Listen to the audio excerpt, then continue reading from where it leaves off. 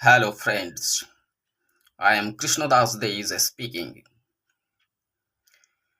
গতকাল কাশ্মীরের পহেলগাঁওয়ে ঘটে গেছে এক নির্মম এবং মর্মান্তিক হত্যাকাণ্ড। এই বিষয়টা আমরা সকলেই জানি, অবগত হয়েছি সংবাদ মাধ্যম মারফত। আমরা বলতে not only Indians but also this is an international issue. সারা পৃথিবী জুড়ে সমস্ত দেশের প্রতিটি নাগরিক দেখেছে এবং শুনেছে পহেলগাঁওয়ের এই নির্মম মর্মান্তিক এবং পৈশাচিক হত্যাকাণ্ডের ব্যাপারটা। তো সেই বিষয়টা, সেই সংবাদটা দেওয়ার জন্য বন্ধু আমি আজকে এখানে আসিনি। আমি বলতে এসেছি আমার নিজের কিছু মনের কথা আমার বন্ধুদের সাথে শেয়ার করব বলে। দেখুন, পহেলগাঁওয়ে এই যে হত্যাকাণ্ডটা ঘটে গেল, এটা কিন্তু কোনো দুর্ঘটনা বা বিচ্ছিন্ন ঘটনা কিন্তু নয়। এটা একটা সিরিয়াল ঘটনা, তারই আর একটা ঝলক মাত্র।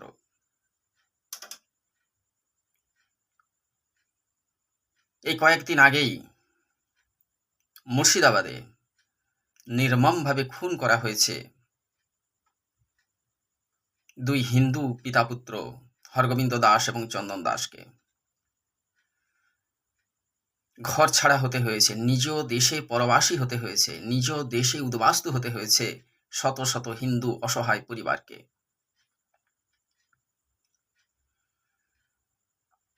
বিষয়টা আমরা যদি আরো পিছিয়ে দেখি, তাহলে মোহাম্মদ কাসিমের সিন্ধু বিজয়ের সময় থেকে, বিজয় বলি তা নয়, সিন্ধু লুট, বিজয় নয়, সিন্ধু লুঠের সময় থেকে এই ট্র্যাডিশন সমানে চলছে। ভারতবর্ষের যে শান্তিপ্রিয় হিন্দু ধর্মাবলম্বী মানুষদের উপর নির্মম অত্যাচার, পাঠান মোগল পরপর এসেছে আর এই কাজ করেছে।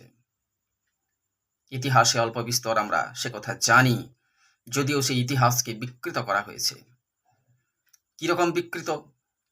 যেমন কার্জন, তাকে ইতিহাসে পড়ানো হচ্ছে লর্ড কার্জন। মাউন্ট ব্যাটেন, তাকে পড়ানো হচ্ছে লর্ড মাউন্ট ব্যাটেন। লর্ড মানে হচ্ছে মহান। তাহলে মাউন্ট ব্যাটেন যদি লর্ড হয়, তাহলে সুভাষচন্দ্র কি? প্রসঙ্গটা এটাই যে দ্বিতীয় বিশ্বযুদ্ধে দক্ষিণ পূর্ব এশিয়ায় অক্ষ শক্তি আর মিত্র শক্তি বলা হচ্ছে, যদিও সেটা শত্রু শক্তি। পরাধীন জাতির পক্ষে সেটা শত্রু শক্তি, কিন্তু আমাদের ইতিহাসে পড়ানো হয় যে মিত্র শক্তি। যাই হোক, তাদের কর্নেল ছিলেন, সর্বাধিনায়ক ছিলেন কে না? Mountbatten. আর জাপান জার্মানি, এই যে মহাজোট, তার সর্বাধিনায়ক ছিলেন সুভাষচন্দ্র বোস। তো এই যুযুধান দুটো পক্ষের যে দুজন মহানায়ক, দুজনে তার লর্ড হতে পারেন না। মাউন্ট ব্যাটেনের লর্ড মাউন্ট ব্যাটেন কাদের চোখে না? ব্রিটেনের চোখে হতে পারেন, ভারতবাসীর, স্বাধীন ভারতবাসীর চোখে নন।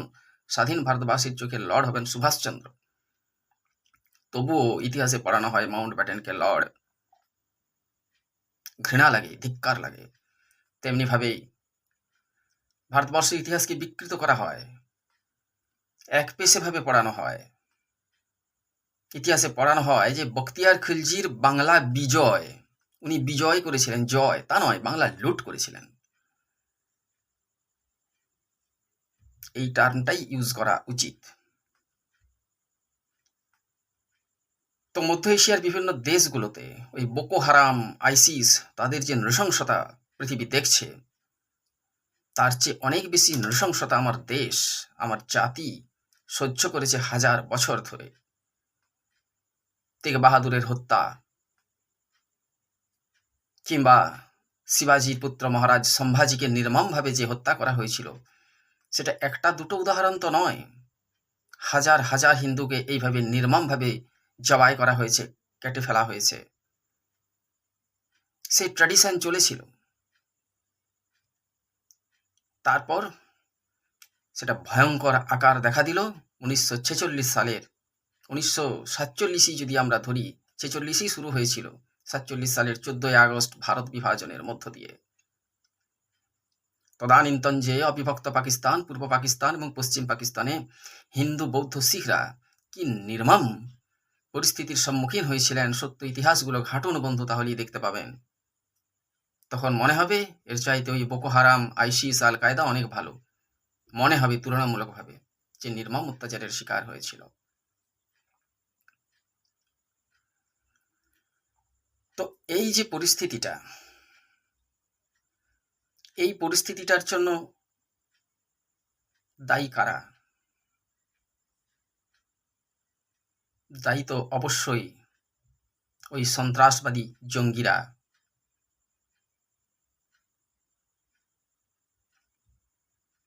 কিন্তু যারা আমরা সাধারণ মানুষ, আমাদের চেতনায় কি কিছু ঘাটতি রয়ে গেছে? আমাদের জাতীয়তা বোধে কি কিছু ঘাটতি রয়ে গেছে? প্রশ্নটা এবার আমাদের নিজেদেরকেই করতে হবে। একজন বন্ধুর সাথে কয়েকদিন পর দেখা হলো। ওই বন্ধু নিজের ব্যবসা উপলক্ষে মালদহ, মুর্শিদাবাদ, দক্ষিণ দিনাজপুর এই এলাকাতে তার খুবই যাতায়াত। তো দেখা হওয়ার পরে উদ্গ্রীব হয়ে তাকে জিজ্ঞেস করলাম, কিরে ওইদিকে মালদহ মুর্শিদাবাদের খবর কি? খুব জানতে ইচ্ছে করছে, কারণ মেন স্ট্রিম মিডিয়া তো আর সেসব দেখায় না। আনিস খানের ঘটনা হলে ওরা দেখাবে, জটলা হবে, ঘণ্টাখানেক হবে, কিন্তু ওখানে তো আর আনিস খান মারা যায়নি, মারা গেছে দুজন হিন্দু, হরগোবিন্দ দাস এবং চন্দন দাস, এবং আরও কয়েকজনকে কোপানো হয়েছে। তাই মেন স্ট্রিম মিডিয়া দেখাবে না, ওদের দেখাতে মানা আছে, কারণ ওরাও বুঝে গেছে ধর্মনিরপেক্ষতা মানে হিন্দু বিদ্বেষ। তো যাই হোক, সোশ্যাল মিডিয়ার কল্যাণে কিছু কিছু খবর আমরা পাচ্ছি। তো ভাবলাম যে ওই বন্ধুর তো ওইদিকে যাতায়াত আছে, ওর কাছ থেকে কিছু খবর নেব। বন্ধুকে জিজ্ঞেস করলাম, কিরে মালদহ মুর্শিদাবাদের খবর কি? সেই বন্ধু হাসতে হাসতে এক বাক্যে বলল, হ্যাঁ এবছর ওখানে আম খুব ভালো হয়েছে, আমের ফলন খুব ভালো হয়েছে। তো আমাদের হিন্দু জাতির চেতনার ঘাটতি যে বলছিলাম না, এই জায়গাটাতে এরা চোখ কান বন্ধ করে রাখে। নিজের সামনে বিপদ দেখলেও তারা চোখ কান বন্ধ করে রাখে, সত্য কথা বলতে ভয় পায়। এটাই হিন্দু জাতির সবচেয়ে বড় দুর্বলতা।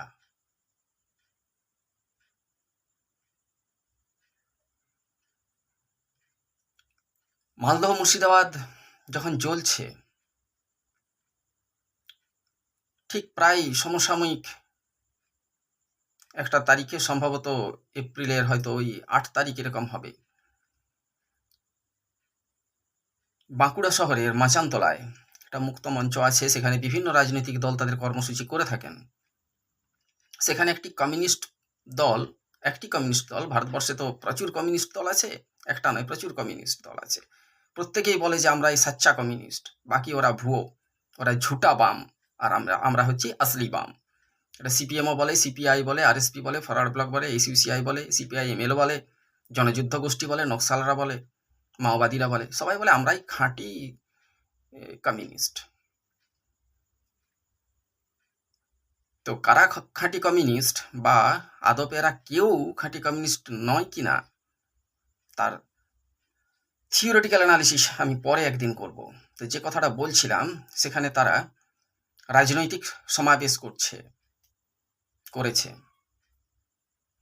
উপলক্ষটা কি না, ইসরায়েলের হানায় প্যালেস্টাইনের গাজা ভূখণ্ডে বহু নিরীহ মানুষের প্রাণ গেছে, তার প্রতিবাদে তারা মোমবাতি মিছিল করছে, শোক সভা করছে। তো এটা বিচ্ছিন্ন কোনো ঘটনা নয়। কমিউনিস্টরা বলছে এই কারণে, ভারতবর্ষের A to Z যত কমিউনিস্ট পার্টি আছে তাদের বক্তব্যগুলো শুনবেন, আমি আজ 50 বছর ধরে শুনে আসছি, তাদের কথায় বার্তায় শুধু Israel, Palestine, Vietnam, Cuba, Soviet union, এইসব বড় বড় কথাবার্তা, কারণ তারা আন্তর্জাতিকতাবাদী। অথচ আমার ঘরের পাশে বাংলাদেশে, পাকিস্তানে কি হচ্ছে, হত্যাকাণ্ড চলছে, গণহত্যা চলছে, সেগুলির বেলায় ওরা কিছু বলবে না। মুর্শিদাবাদের ঘটনায় একটিও মোমবাতি মিছিল বামেরা করেনি, একটিও শোক সভা হয়নি, প্রতিবাদ সভা হয়নি, কোনো কমিউনিস্ট দলগুলি করেনি। কারণ ওরা যে হিন্দু মরেছে, একটা মুসলিম মরুক, আনিস খান মরুক, সব কমিউনিস্ট দলগুলো দল বেঁধে ঝাঁপিয়ে পড়বে প্রতিবাদ জানাতে। হ্যাঁ, মৃত্যু মানেই সেটা অনভিপ্রেত। আমরা কেউই চাইনি যে কোনো সম্প্রদায়ের মানুষ নিহত হোক, কিন্তু এই বিভাজনটা করে ওরা, not only communist but also ভারতবর্ষের প্রায় সমস্ত রাজনৈতিক দলগুলো। ভারতবর্ষের কোনো রাজনৈতিক দলের উপর আমার আস্থা, ভরসা, বিশ্বাস আর নেই। প্রত্যেকেই সমগ্র জাতির সাথে, সমগ্র রাষ্ট্রের সাথে বিশ্বাসঘাতকতা করেছে। আর এই বিশ্বাসঘাতকতার শুরুটা করেছে কে? সেই গান্ধী, নেহেরু অ্যান্ড কোম্পানি। হ্যাঁ, গান্ধী নেহেরুকে আমি কোম্পানি বলি। ওরা ছিল একটা কোম্পানি। ব্রিটিশের লালনে পালনে তারা বড় হয়েছিল। কিসের জন্যে? না, স্বাধীনতা সংগ্রামের যে সশস্ত্র অভ্যুত্থান, তাতে নেতৃত্ব দিয়েছিল বাংলা, মহারাষ্ট্র আর পাঞ্জাব।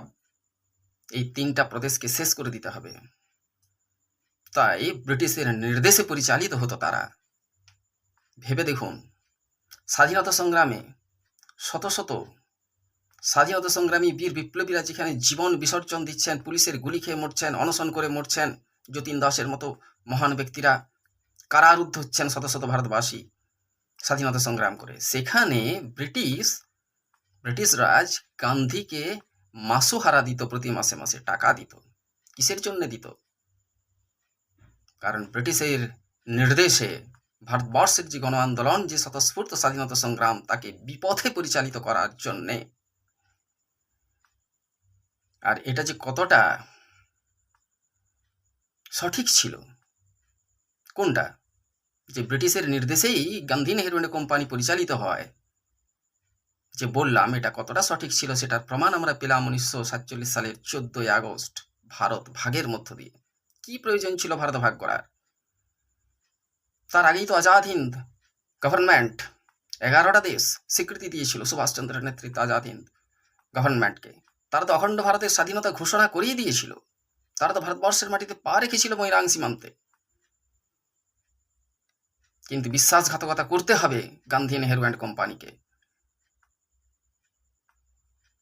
তো ভারতবর্ষের এই যে সন্ত্রাসী হানা, আমি এই প্রসঙ্গটাতেই আসি।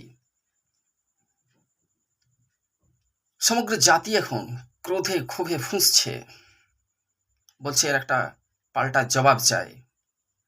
আর ওই মিউ মিউ করলে হবে না, বাঘের মতো গর্জন করে উঠতে হবে।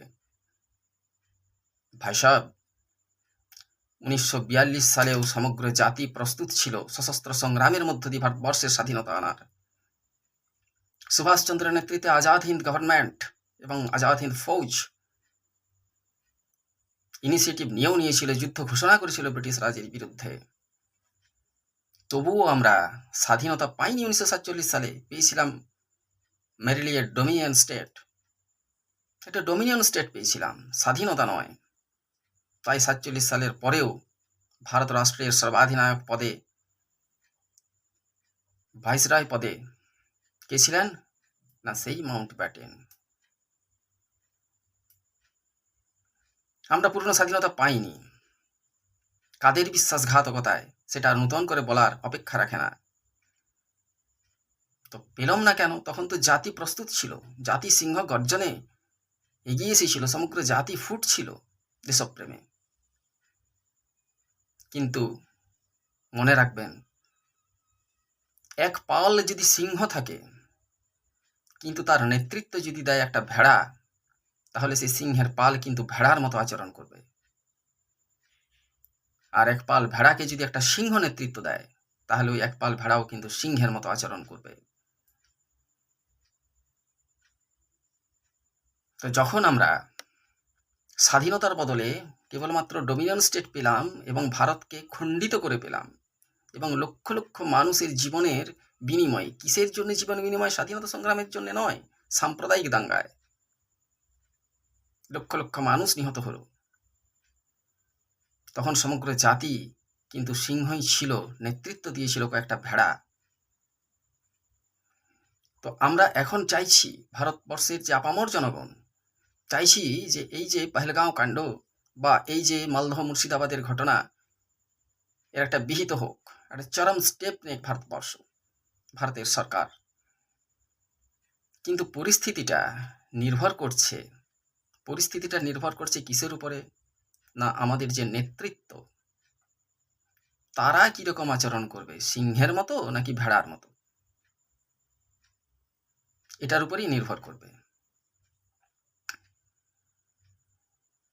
ইতিমধ্যে একটু আগেই দেখলাম যে ভারত সরকার বেশ কিছু স্টেপ নিয়েছে।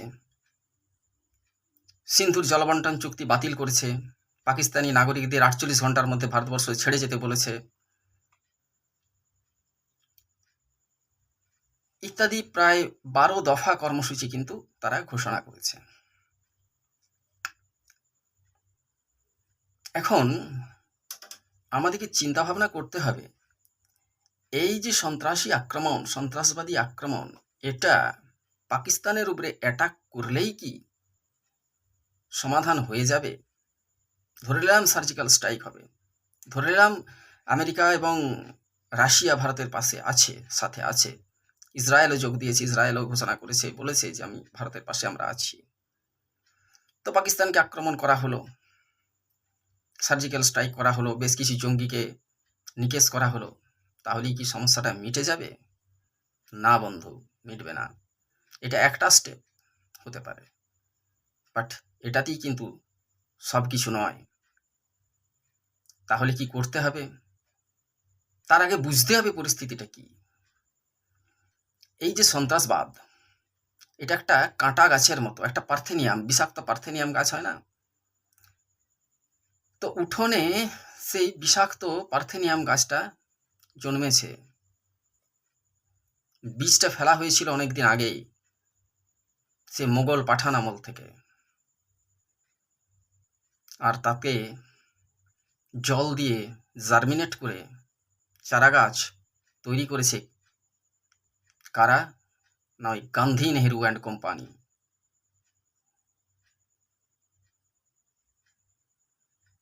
যদি বলা হয় ভারতবর্ষের জনজীবনে বৃহত্তর অর্থে, আমি যদি বলি যে হিন্দু কমিউনিটির উপরে সবচেয়ে বড় আঘাত কে বা কারা হেনেছিল, কেউ কেউ বলবেন মোগলরা, কেউ কেউ বলবেন পাঠানরা, কেউ কেউ বলবেন হুনরা, কেউ আবার কোনো একটা নির্দিষ্ট নবাব বা বাদশাহর সময়সীমাকে বলবেন যে আওরঙ্গজেব সব থেকে বেশি ক্ষতি করেছে, সব থেকে অত্যাচার করেছে। কেউ হয়তো বলবে না, আলাউদ্দিন খুলজি সব থেকে বেশি অত্যাচার করেছে। এরকম হয়তো বলতে থাকবেন, কিন্তু তার চেয়ে বেশি ক্ষতি করে গেছে গান্ধী নেহেরু অ্যান্ড কোম্পানি। সমগ্র পাঠান মোগল পিরিয়ডে যত না হিন্দু নিধন হয়েছে, তার থেকে বেশি হয়েছে এই পাকিস্তান সৃষ্টির সময়, 1947 থেকে 2025 এখনো চলছে। এর জন্য প্রত্যক্ষভাবে দায়ী কারা? ওই জঙ্গিরা, ওই জিহাদিরা। কিন্তু পরোক্ষে মূল দায়ীটাকে, এই সুইচটাকে অন করে দিল কে? ওই গান্ধী নেহেরু অ্যান্ড কোম্পানি। ওরা না থাকলে ভারতটা ভাগও হতো না, পাকিস্তান তৈরিও হতো না। আর ভারতটা যদি ভাগ হলো, কেন ভাগ হলো? আমাদের প্রচলিত ইতিহাস বইয়ে পড়ানো হয় যে ধর্মের ভিত্তিতে ভারতটা ভাগ হয়েছিল, কিন্তু সত্যি কি তাই? ধর্মের ভিত্তিতে যদি ভারতটা ভাগ হবে, তাহলে পাকিস্তান যখন মুসলিম রাষ্ট্র হলো, ভারতকেও তো তখন হিন্দু রাষ্ট্র করা উচিত ছিল। যদি জানতাম যে দুটো আলাদা ধর্মের জন্য দুটো আলাদা রাষ্ট্র হলো, মুসলিমদের জন্য পাকিস্তান, হিন্দুদের জন্য ভারত, তাহলে বলা যেত যে ধর্মের ভিত্তিতে ভারত ভাগ। তা তো হয়নি, ভারতটা ভাগ হয়েছিল স্রেফ মুসলিম ধর্মের ভিত্তিতে। আরও চুলচেরা যদি বিশ্লেষণ করি, তাহলে বলবো যে না, তাও নয়। তাও যদি হতো, মুসলিমদের জন্যই যদি ভারতটা ভাগ হতো, ভারত ভাগ হয়ে পাকিস্তান হয়েছে এমনটা হতো, তাহলে ভারতবর্ষে এত মুসলিম কেন, এত মুসলমান কেন? পাকিস্তানের যত মুসলমান বাস করে, তার থেকে বেশি মুসলমান বাস করে আমার ভারতবর্ষে। পাকিস্তানে কখনো হিন্দু কেউ রাষ্ট্রপতি বা প্রধানমন্ত্রী হন না বা হতে পারেন না, কিন্তু আমার দেশ ভারতবর্ষে গৌরবের সাথে রাষ্ট্রপতি পদ অলঙ্কৃত করেছেন বেশ কয়েকজন মুসলিম মানুষ। তাহলে ভারতবর্ষ কিন্তু মুসলিম ধর্মের ভিত্তিতেও ভাগ হয়নি। যদি হতো তাহলে এখান থেকে মুসলিমরা সেদিনই পাকিস্তানে চলে যেত এবং পাকিস্তানের হিন্দুরা ভারতবর্ষে আসতো। তাহলে পাকিস্তানটা দেওয়া হয়েছিল, মানে গান্ধী, নেহেরু অ্যান্ড কোম্পানি দিয়েছিল কাদেরকে? স্রেফ এক কথায় বলতে গেলে জিহাদিদেরকে। মুসলমান মানেই তো আর জিহাদি নয়, মুসলমান মানেই সন্ত্রাসী নয়, মুসলমান মানেই জঙ্গি নয়। তাহলে ভারতটাকে ভাগ করে একটা ম্যাক্সিমাম ভূখণ্ড তুলে দেওয়া হয়েছিল জিহাদিদের হাতে, আর ভালো মুসলমানরা থেকে গিয়েছিলেন ভারতবর্ষে।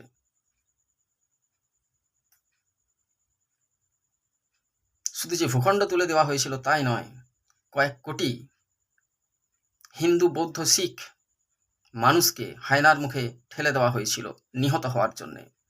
ঠেলে দিয়েছিলেন কে? সেই গান্ধী, নেহেরু অ্যান্ড কোম্পানি।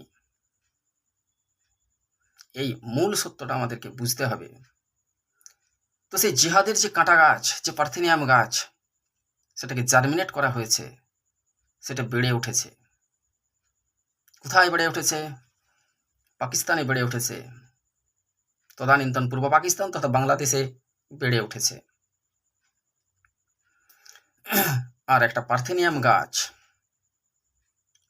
যদি একটা প্লটে হয়, একটা জমিতে হলো, তার বিষাক্ত নিঃশ্বাস কিন্তু ছড়িয়ে পড়বে পাশাপাশি এলাকাতেও, এবং তার বীজ ছড়িয়ে পড়বে পাশাপাশি এলাকাতে। সেই রকমভাবে সেই জিহাদের বীজ ছড়িয়ে পড়েছে আমাদের ভারতবর্ষেও, জঙ্গি ঘাঁটি তৈরি হয়েছে। এই জঙ্গি ঘাঁটি কারা তৈরি করেছে? মুসলমানরা তৈরি করেছে যদি বলি, তাহলে কিন্তু সত্য কথা বলা হয় না। এই জঙ্গি ঘাঁটিগুলোকে তৈরি করেছে জিহাদিরা, স্রেফ জিহাদিরা।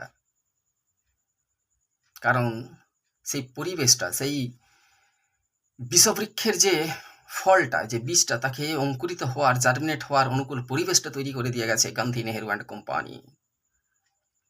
এটা আগে আমাদেরকে বুঝতে হবে। আমার জাতি, আমার দেশ যতই প্রস্তুত থাকুক যে জঙ্গিদের বিরুদ্ধে, জিহাদিদের বিরুদ্ধে আমরা অ্যাকশন নেব, কিন্তু দেখবেন ওই জিহাদিরা, ওই জঙ্গিরাই সুপ্রিম কোর্টে এসে ঠিক উকিল পেয়ে যাবে তাদের হয়ে মামলা লড়ার জন্য। ঠিক উকিল পেয়ে যাবে, আমার দেশের উকিলরাই ওই জঙ্গিদের হয়ে মামলা লড়বে। ইতিমধ্যে আজকেই দেখলাম, সংবাদ মাধ্যমে দেখলাম যে ওই ঝাড়খণ্ডের বোকারো এলাকার এক ভদ্রলোক, ভদ্রলোক বলবো না, ভদ্রলোক কথাটা বিশেষণটা চলবে না, এক ব্যক্তি, তিনি এই লস্করি তৈবা এবং পাকিস্তানের সমর্থনে ভূয়সী প্রশংসা করেছেন তাদের, যে খুব ভালো কাজ করেছে পহেলগাঁওয়ে এরকম ঘটনা ঘটানোর জন্য। সেই ব্যক্তির নাম মোহাম্মদ নওসাদ। পুলিশ অবশ্য তাকে গ্রেপ্তার করেছে। তো এই মোহাম্মদ নওসাদ একা কিন্তু নয়। এই পার্থেনিয়ামের বীজগুলো, বিষাক্ত বীজগুলো ছড়িয়ে আছে সারা ভারতবর্ষে, ছড়িয়ে আছে সুপ্রিম কোর্টের অলিন্দে গলিন্দে, সেখানের লবিতে, পার্লামেন্টের লবিতে তারা ছড়িয়ে আছে।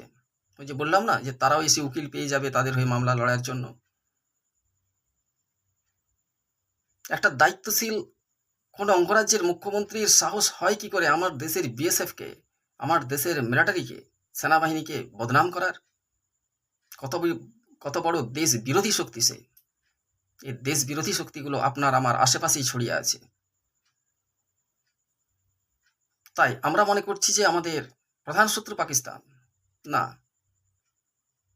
এটা প্রত্যক্ষ শত্রু পাকিস্তান, কিন্তু আরো শত্রু আছে, আমার নিজের ঘরের মধ্যেই আছে, আমার ভারতবর্ষের ভিতরেই আছে, যারা এইসব কাণ্ডগুলো হলে একটাও মোমবাতি মিছিল করবে না, একটাও প্রতিবাদ সভা, শোক সভা হবে না। তারা মোমবাতি মিছিল করবে জাত না, ধর্ম দেখে। কোন ধর্মের মানুষ মরছে সেটা দেখবে আগে, তারপর মোমবাতি মিছিল হবে। আর হবে কোথায়? না ইসরায়েল, প্যালেস্টাইন, কিউবা, ভিয়েতনাম, এইসবের বিষয় হলে। মার্কিন সাম্রাজ্যবাদ, 34 বছর, 34 কেন, আমার 50 বছর বয়স হলো, শুনে আসছি ভাষণে শুধু মার্কিন সাম্রাজ্যবাদ। যে গুটি কয়েক নেতা বলছেন কথাটা, তারা জানেন সাম্রাজ্যবাদ কথাটার মানে কি। আর আমি 100% নিশ্চিত ওই যে অডিয়েন্স যাদের উদ্দেশ্যে বলা হচ্ছে তাদের ম্যাক্সিমাম মানুষই জানে না সাম্রাজ্যবাদ কথাটার মানে কি, আর মার্কিন যুক্তরাষ্ট্রের অবস্থানটাই বা কোথায়।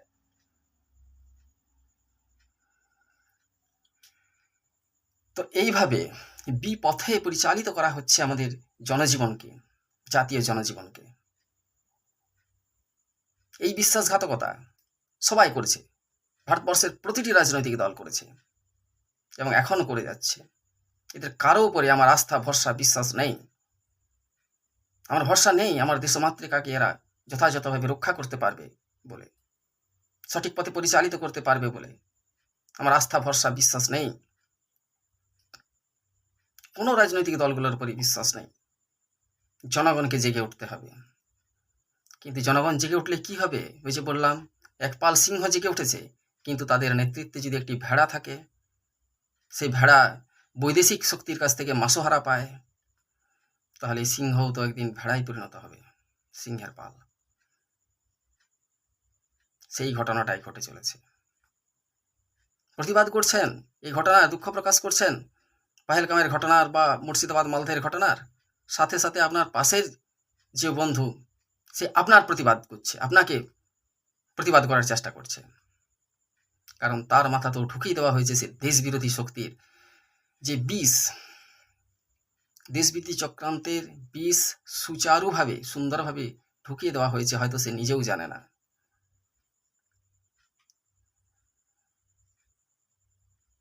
এইভাবে মার খাচ্ছে ভারতবর্ষের যে জাতীয়তা, ন্যাশনালিজম, অখণ্ডতা, এটা মার খাচ্ছে। তাহলে আমাদেরকে দুটো স্টেপ নিতে হবে। এক, কঠোর পদক্ষেপ নিতে হবে।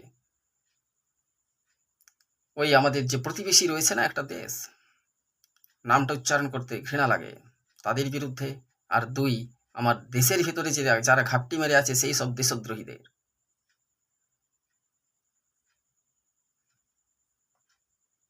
ধরুন আমার শরীর অসুস্থ হয়েছে, আপনার শরীর অসুস্থ হয়েছে, ওষুধ খেতে হবে। এখন শরীর অসুস্থ হয়েছে মানে বেশিরভাগ ক্ষেত্রেই আমরা যেটা বুঝি কোনো ইনফেকশন হয়েছে, ব্যাকটেরিয়া হতে পারে, ভাইরাস হতে পারে, প্রোটোজোয়া হতে পারে, অ্যামিবা হতে পারে, এইসবের সংক্রমণেই, মাইক্রোবসের সংক্রমণেই তো আমাদের রোগ জ্বালা, রোগ ব্যাধি হয়। তো ওষুধ খেলাম, ওষুধ খাওয়ার পরেও কিন্তু সারছে না, এমনটা যদি হয় তাহলে বুঝে নিতে হবে ক্যান্সার বাসা বেঁধেছে আমাদের শরীরে, বা এইচআইভি, যেখানে আমার শরীরের ইমিউনিটি পাওয়ারটাই নেই। মাইক্রোবায়োলজি অনুসারে একটা পার্সনের যদি ইমিউনিটি পাওয়ার যদি তার নিজের না থাকে, তাকে যতই ওষুধ দেওয়া হোক কোনো রিকভারি হবে না। তো আমার দেশের যে ন্যাশনালিজম অফ ইন্ডিয়া, সেই যে পাওয়ারটা, ইমিউনিটি পাওয়ারটাকে ধাপে ধাপে ধ্বংস করার চক্রান্ত চলছে। প্রতিটা দেহ কোষকে ক্যান্সারের প্রকোপ যেমন প্রতিটা কোষকে ধীরে ধীরে মেরে ফেলে, তেমনিভাবে আমার দেশের প্রতিটা রাজ্যে, প্রতিটা জেলায়, প্রতিটা শহরে, প্রতিটা গ্রামে, প্রতিটা পাড়ায় হয়তো লুকিয়ে আছে এই ধরনেরই দেশবিরোধী শক্তির এজেন্টরা। এবং তারা যে সবাই ওই জিহাদি গ্রুপের তা নয়, তারা হয়তো আপনার আমার গোত্রের লোক, তারা হয়তো হিন্দুই, হয়তো পৈতে আছে, নিজেদেরকে বামুন বলে পরিচয় দেয়, আসলে তারা জিহাদি ভিতরে।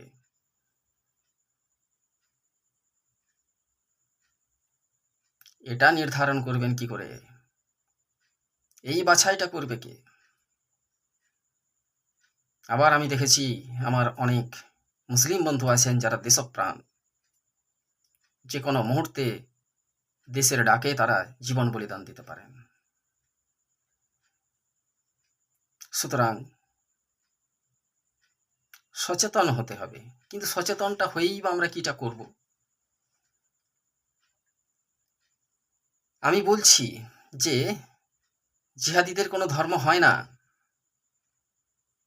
জঙ্গিদের কোনো ধর্ম হয় না, মানবতা বিরোধী যারা তাদের কোনো ধর্ম হয় না।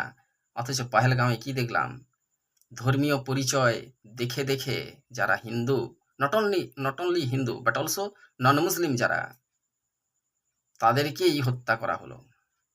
তাহলে কি এখনো বলতে হবে জিহাদিদের কোনো ধর্ম হয় না? কিভাবে ডিটেক্ট করা হয়েছে, ডিটেক্ট করে করে মেরেছে, ধর্ম পরিচয় দেখে দেখে ডিটেক্ট করে করে মেরেছে। সেই ভিডিওটা আমি আরেকবার শেয়ার করছি আমার বন্ধুদের উদ্দেশ্যে, এবং আজকের মতো আমি তারপরে আমার এই যে বক্তব্য সেটা আমি শেষ করব। यहाँ पर थी, क्या बोलते, भेलपुरी खा रही थी, मेरा पति साइड में था, एक इंसान है, उसने उसको गोली मार दी। यहाँ पे उसने बोला कि ये शायद मुस्लिम नहीं है, उसने उसको गोली मार दी। মহিলা যে তার স্বামীকে, তার মৃত স্বামীকে আঁকড়ে ধরে বসেছিল, সে বিভৎস বিবরণ দিয়েছে। সে বলছে যে আমাদের কাছে যারা বন্দুক নিয়ে এসেছিল তারা বলে, নাম জিজ্ঞেস করে, হিন্দু নাম জেনে ঝাঁঝরা করে দেয় গুলিতে। আমাদের কাছে যারা এসেছিল তারা পুরুষদেরকে প্যান্ট খুলে দেখতে চায়। এরপরেও যদি আপনারা বলেন যে জিহাদিদের নিয়ে কোনো কথা বলবো না, এরপরেও যদি আপনারা বলেন যে হিন্দুরা টার্গেট নয়, আমার কিছু বলার নেই। কিন্তু হিন্দুদের এবার একত্রিত হওয়ার পালায়।